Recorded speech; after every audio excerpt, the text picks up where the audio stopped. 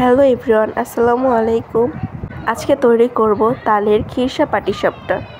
তালের সিজনে তাল দিয়ে নানা রকম পিঠা খাবেন, তার সাথে যদি হয় খিরসা পাটিসাপটা তাহলে কিন্তু জমে যাবে। এটা সম্পূর্ণ ইউনিক এবং সহজ একটি রেসিপি। তো চলুন রেসিপিটি শুরু করা যাক। রেসিপিটি শুরু করার জন্য প্রথমে আমি প্যানে এখানে হাফ কাপের মতো গুঁড়ো দুধ নিয়ে নিয়েছি। এখানে কিন্তু আমি 1 কাপ পানির সাথে গুঁড়ো দুধটা ভালোভাবে গুলিয়ে নিচ্ছি। গুলিয়ে ঘন করে নেওয়ার পর এখানে আমি দিয়ে দেবো এক চিমটি পরিমাণ এলাচের গুঁড়ো। তারপর আমি এর মধ্যে দিয়ে দেব কোকোনাট ক্রাশটা দিয়ে দিয়েছি। এটা যে কোনো মুদিখানার দোকানে পেয়ে যাবেন। আপনারা চাইলে এখানে ফ্রেশ নারকেল কোড়ানিটাও অ্যাড করতে পারেন। তারপরে আমি আলতোভাবে সব কিছু ভালোভাবে মিক্স করে নিচ্ছি। দেন আমি এর মধ্যে অ্যাড করে দেব 3 টেবিল চামচ খেজুরের গুড়। তারপরে আমি সবগুলো ভালোভাবে মিক্স করে নিচ্ছি। ভালোভাবে নেড়ে চেড়ে একটা খিরসা তৈরি করে নিতে হবে। এটা যখন একটু ঘন হয়ে আসবে তখন এর মধ্যে 2 টেবিল চামচ চালের গুঁড়া অ্যাড করে দিয়েছি। তারপরে যখন ঘন হয়ে এসেছে তখন এর মধ্যে একটু পানি অ্যাড করেছিলাম।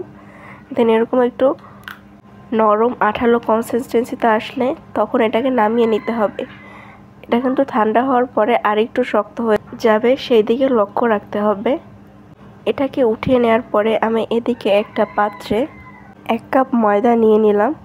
দেন আমি এখানে অ্যাড করে দেব তার মধ্যে 3 টেবিল চামচ পরিমাণ গুঁড়া দুধ। গুঁড়া দুধটা অ্যাড করার পরে এর মধ্যে দিয়ে দেব স্বাদ মতো চিনি। আমি এখানে হাফ কাপ চিনি অ্যাড করেছি। আপনারা যতটুকু পরিমাণ চিনি খেতে চান বা মিষ্টি খেতে চান সেই অনুযায়ী চিনিটা অ্যাড করে দেবেন। তারপর এখানে অ্যাড করেছি হাফ কাপ তালের পিউরি। তারপরে দিয়ে দেব মোস্ট ইম্পর্ট্যান্ট লবণ। তারপরে এরকম একটা হ্যান্ড মিক্সারের সাহায্যে ভালোভাবে মিক্স করে নেব। অল্প অল্প করে পানি অ্যাড করে ভালোভাবে মিক্স করে নিতে হবে। পরিমাণ অনুযায়ী যতটুকু পানি দরকার আপনারা অল্প অল্প করে পানিটা অ্যাড করে দেবেন। অ্যাড করে দেওয়ার পর ভালোভাবে মিক্স করে নিতে হবে। এখন আমি এটার সাহায্যে ভালোভাবে নেড়ে নেড়ে মিক্স করে নিচ্ছি। আমি যতটুকু পরিমাণে সব কিছু নিয়েছি সেই অনুযায়ী এখানে পানি অ্যাড করে দিয়েছি। অল্প অল্প করে পানি দিয়ে আমি এরকম একটা সফট বেটার তৈরি করে নিয়েছি। কনসিস্টেন্সিটা আপনারা ভালোভাবে খেয়াল করুন। পানি অ্যাড করতে করতে যখন এরকম পর্যায়ে চলে আসবে তখন আর পানি অ্যাড করা যাবে না, বুঝে নিতে হবে বেটারটা তৈরি হয়ে গিয়েছে।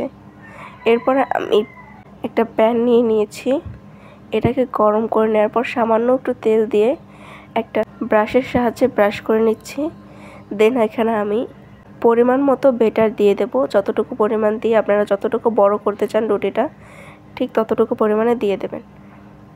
তারপরে গোল গোল করে এভাবে ছড়িয়ে একদম গোল একটা রুটি তৈরি করে নিতে হবে। রুটিটা হওয়ার 1 মিনিট পরেই উপর থেকে এরকম শুকিয়ে যাবে, তাহলে বুঝে নিতে হবে রুটিটা হয়ে গিয়েছে। তখন এখানে পরিমাণ মতো খিরসা নিয়ে উপর দিয়ে এভাবে নিয়ে তারপরে দুপাশ থেকে উল্টে পাটিসাপটার শেপ তৈরি করে নিতে হবে। আপনারা ভালোভাবে লক্ষ্য করে বুঝে নিন কিভাবে তৈরি করলাম। সেম প্রসেসে আমি সবগুলো তৈরি করে নেব। এটাকে এখন উল্টে পাল্টে সামান্য একটু ভেজে তারপরে আমি এটাকে উঠিয়ে নেব। তো দেখুন এটা কিন্তু হয়ে গেল, এটাকে উঠিয়ে নিয়েছি। তো দেখতে পাচ্ছেন আমি এবার সেম প্রসেসে একদম একই রকমভাবে সবগুলো তৈরি করে নিচ্ছি। এই পিঠাটা খেতে কিন্তু দুর্দান্ত হয়। এখানে একটা জিনিস লক্ষ্য রাখতে হবে, প্যানে কিন্তু ভালোভাবে তেল ব্রাশ করতে হবে, না হলে কিন্তু লেগে যেতে পারে। তো কথা বলতে বলতে সবগুলো পিঠে তৈরি করা হয়ে গেল। যারা এখনও ভিডিওটিতে লাইক করেনি তারা তাড়াতাড়ি করে লাইক করে আসে এবং সাবস্ক্রাইব করে পাশে থাকা বেল আইকনটি অন করে রাখবে।